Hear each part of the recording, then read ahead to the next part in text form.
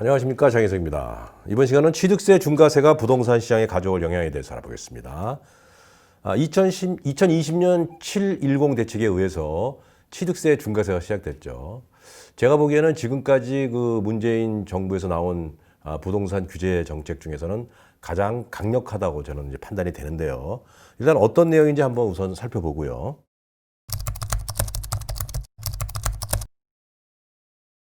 취득세 중과세 시대가 개막이 됐습니다. 이거는 이제 지금까지 한 번도 있어 보지 못했던 정책이죠. 다주택자와 법인의 취득세율을 강화하는 것이 이제 기본 골격입니다. 종전에는 그 개인이 주택을 취득하게 되면요, 주택 가액에 따라서 3주택자까지는 1에서 3%까지 이렇게 과세를 했습니다. 그래서 6억 이하 85 평방미터 이하는 1.1%고요. 85제곱미터 초과는 1.3% 이런 식으로 쭉 돼 있었는데요. 4주택 이상만 4%라는 좀 많은 이제 주택 취득세율을 이제 적용을 시켰었죠. 그리고 법인은 그냥 주택 가액에 따라서 1에서 3% 이렇게 했는데, 개정안에 따른 말이죠,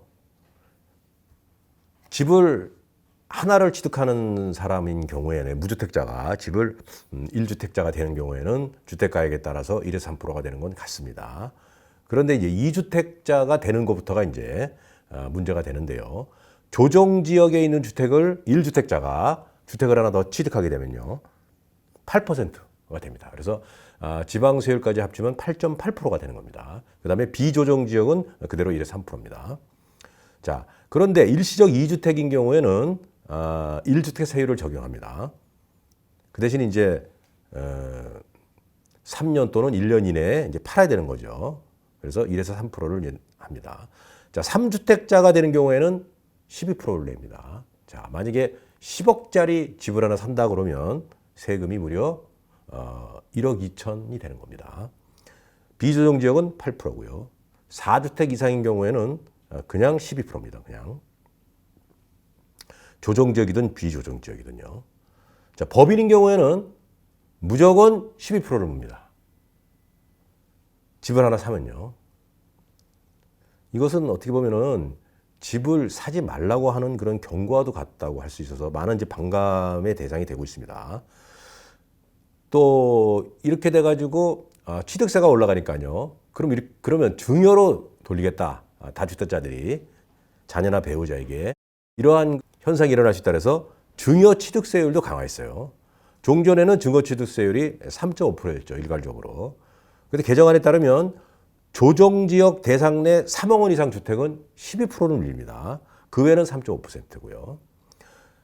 다만 1세대 1주택자가 소유주택을 배우자 또는 직계존비속에게 증여한 경우에는 그대로 3.5%를 물겠다. 이렇게 된 겁니다.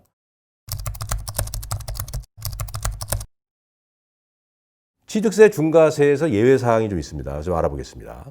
우선 먼저 1세대 기준을 좀 알아봐야겠죠. 세대별 주민등록표에 함께 기재되어 있는 가족이요. 우리가 보통 부모, 배우자, 자녀, 형제자매 등으로 구성되어 있죠. 그런 세대. 또 배우자와 미혼인 30세 미만 자녀는 주택을 취득하는 자와 같은 세대별 주민등록표에 기재되어 있지 않더라도 같은 세대로 보는 겁니다.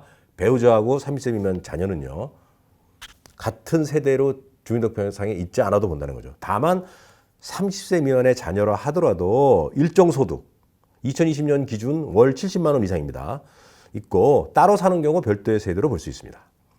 자, 취득세 중과세가 배제되는 주택이 있습니다. 무조건 뭐 주택을 한다 해가지고 다 취득세 중과세를 물리는 건 아니고요. 가정 어린이집인 경우, 또 노인 복지주택으로 사용하는 경우, 또 미분양 주택, 또 조합 등이 주택 건설 사업을 위해 취득하는 주택, 또 농어촌 주택, 어떤 일정 그 요건이 있죠. 그 다음에 시가 표준액 1억 이하 주택. 그런데 다만 정비구역과 가로주택 정비구역에 소재한 주택은 제외가 되고요. 이런 경우는 취득세 중과 배제 주택이 됩니다. 자, 우리가 아파트에 당첨되면 이제 분양권이 되고요.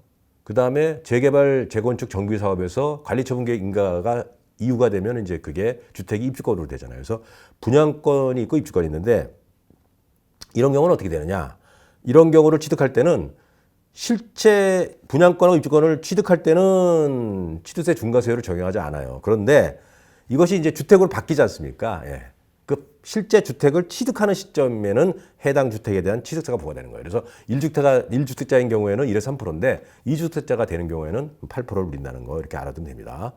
그 다음에 분양권과 입주권을 갖고 있는 사람이 또 주택을 살 때요. 이 분양권과 입주권은 소유주택세에 포함이 되기 때문에 분양권이나 입주권을 갖고 있는 사람이 주택을 하나 더 사게 되면 2주택 중과세 취득세율이 적용된다는 거 이렇게 아시면 되겠습니다.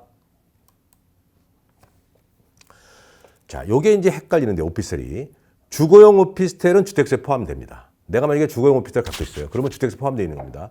그래서 또 주택을 하나 사요. 그러면 그 주택은 2주택에 대한 취득세 중과세율이 적용되는 겁니다. 근데 오피스텔도 분양권이 있죠. 먼저 당첨이 된 다음에 나중에 이제 주택으로 나중에 오피스를 바뀌잖아요. 그럴 때 오피스텔 분양권은 주택세 포함되지 않는다는 거. 그래서 오피스텔 분양권을 갖고 있으면 주택세 포함되지 않죠. 그래서 오피스텔 분양권을 하나 가지고 있는 상태에서 주택을 취득하게 되면 1주택 취득세율이 적용된다는 거예요. 자, 그런데 주거용 오피스텔을 취득할 시에는 주거용 오피스텔이라는 것은 건물로 보기 때문에 취득세 중과세 대상이 아닙니다. 자, 무슨 말이냐면 내가 주택을 갖고 있어요. 그런데 주거용 오피스텔을 하나 또 사요. 그러면 이 경우에는 주거용이라도 오피스텔이기 때문에 4.6%의 취득세를 물리지 중과세가 되지 않는다는 거죠. 그런데 내가 주거용 오피스텔을 하나 갖고 있어요. 그런데 주택을 하나 더 사. 그렇게 되면 주거용 오피스텔은 주택수에 포함되기 때문에 2주택자가 되는 거죠. 예, 그래서 취득세 중과세율이 적용된다. 이렇게 생각하시면 되겠습니다. 자, 아까 설명했지만은 그 일시적 2주택은 중과세 대상이 아닙니다. 예, 내가 집을 하나 샀는데 이사 가기 위해서 집을 하나 더 살 수 있는 거죠. 그런 걸 우리가 일시적 2주택이라 그러죠. 자, 신규 주택을 취득할 시에는 1주택 세율 1에서 3%로 신고 납부하면 됩니다. 예. 그런데 종전주택을 처분하지 않고 계속 보유하면 2주택에 대한 세율 8%라 했죠. 와의 차액, 거기다 가산세까지 포함이 돼서 추징이 나중에 됩니다. 그래서 종전주택을 3년 이내에 처분 또는 멸시를 해야 됩니다. 그런데 종전주택과 신규주택이 모두 조정대상 지역 소재에 해당하는 경우는 1년 이내에 처분해야만이 취득세 중과세율이 적용되지 않는다는 거 이거 좀 명심하시고요. 2주택 이상을 보유한 사람들을 이제 다주택자라고 그러는데 이분들이 이사 등의 사유로 신규주택을 취득하더라도 이것은 일시적 2주택자에 해당하지 않습니다. 예. 일시적 2주택자는 주택이 하나인 경우에 하나를 더 사는 경우입니다. 2주택 이상인 경우에 또 하나 사는 경우 일시적 2주택자에 해당되지 않는다는 거. 예. 그 다음에 자녀, 여기서 자녀란 30세 이상이고요. 또는 혼인한 경우 30세 미만이라도요. 또 30세 미만은 중위소득 40% 이상. 아까 말했죠? 2020년 7월 기준으로 월 70만 원 이상의 소득을 말합니다. 자녀가 65세 이상의 직계존속을 동거봉양하기 위해 세대를 합친 경우에는 각각 독립세대로 간주하기 때문에 2주택자가 되지 않는다는 거. 그래서 취득세율이 중과세 되지 않는다는 거 알면 되겠고요. 자, 상속주택을 받을 수 있죠. 내가 부모님이 돌아가셔가지고. 그랬을 경우에도 상속 개시일로부터 5년까지는 주택수에서 제외된다는 거. 예. 5년이 지나면 이제 주택수에 포함이 된다는 거죠. 그래서 5년이 되기 전까지는 이제 상관없다는 거고요.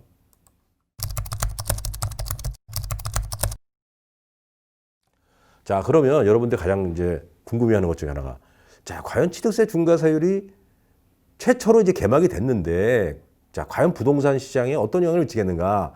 예, 솔직히 저도 뭐 잘 모르겠습니다.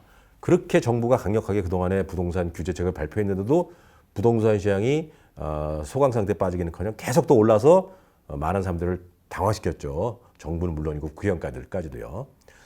하지만 이번에 그 취득세 중과세율 적용한 거는 임대차 보호 3법과 함께 상당히 그 부동산 시장에는 강력한 규제책 중에 하나로 저는 판단이 됩니다. 예. 어떻게 보면은 그 때려도 쓰러지지 않으니까 큰 해머 펀치 하나 갖고 와가지고 친 거나 다름없는데요. 과연 이런 경우에도 부동산이 버틸 것이냐? 이게 굉장히 궁금합니다. 조심스럽게 이렇게 한번 좀 여쭤보고 싶네요.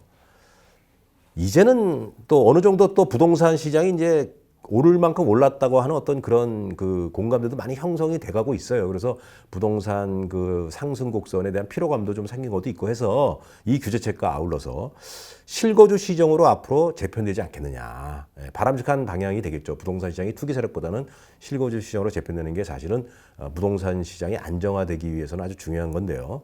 실거주 시장으로 재편될 뜻으로 저는 이렇게 조심스럽게 점쳐봅니다. 자, 투자 목적의 부동산 매수 시장은 심각한 타격이 올 걸로 봅니다. 왜냐하면 대개 돈 있는 사람이 또 부동산 투자를 하거든요. 부동산으로 돈을 벌어본 사람이 부동산으로 투자를 하는 겁니다. 근데 우리나라에 그동안에 부동산으로 돈 번 사람들이 많잖아요. 예. 그래서 부동산으로 돈 번 사람들이 되게 1주택 또는 2주택을 갖고 있는데 이분들이 또 살라 그러면 예, 부동산 취득세 중과세율이 걸리는 거죠. 예. 우리나라에 뭐 한 5억짜리만 살라 그래도 벌써 4,400만 원이라고 하는 취득세가 걸리는 거죠. 그전에는 550만 원만 내면 됐었는데 평균 매매 가격이 10억 원을 돌파한 서울 아파트 시장은 급냉할 걸로 이렇게 예상이 됩니다. 자, 무주택자들 같은 경우에는 취득세 중과세율이 적용되지 않기 때문에 무주택자들의 그런 매수세는 뭐 그렇게 뭐 급냉하거나 그렇게 문제가 되지 않지 않겠느냐 이런 의견도 있지만 무주택자들이라고 하는 것은 그동안에 사실 부동산으로 돈을 벌어보지 못한 사람들인 경우가 이제 아무래도 많겠죠, 비중이. 그러다 보니까 무주택자들이 매수를 하기 위해는 자금력이 좀 부족하기 때문에 무주택자들의 매수세는 계속 여전히 약세를 보일 것이다 이렇게 봅니다. 그래서 그동안에는 1주택자 이상의 매수세력이 부동산 시장을 이끌어왔으나 8.8%의 취득세의 부담을 느껴 매수 포기가 늘어나고 있다는 것이 시장의 지금 반응이네요. 자, 그렇다고 해서 부동산이 우리나라에서는 매력적인 투자 대상인데 그대로 뭐 넋놓고 관심을 안 갖고 있을 수는 없지 않겠습니까? 그래서 근생이라 그러죠. 근린생활시설이요. 우리가 뭐 흔히 말하는 그 슈퍼마켓이라든가 뭐 사무실이라든가 꼬마 빌딩 같은 거 이런 걸 말하죠. 그다음에 오피스텔 같은 것들이 대안 투자 상품으로 급부상할 걸로 이렇게 예상이 됩니다. 그리고 또 매매가가 3, 4억 원 정도 저가 상품으로 눈 돌릴 가능성도 있어요. 매매가 3, 4억 원 정도 되면은 취득세율이 중과세 8%를 적용한다고 그래도 2천에서 뭐 한 3천 정도 되기 때문에 큰 부담이 안 될 수도 있거든요. 그런 분들 경우에는 이제 아무래도 취득세를 많이 내는 물건보다는 좀 더 적게 내는 곳으로 돌릴 가능성도 있습니다.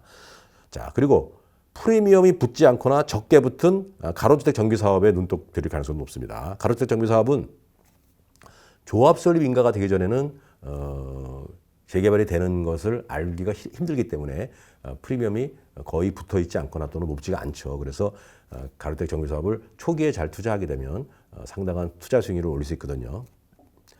신축 빌라라 그러죠. 우리가 이제 흔히 그 집장사들이 많이 지어서 분양하는 신축 빌라 분양 사업은 타격을 받을 걸로 보입니다. 왜냐하면 갭 투자를 하게 되는데 갭 투자라 그래가지고 투자금이 적다고는 하지만 취득세율이 이제 아무래도 높아졌기 때문에요.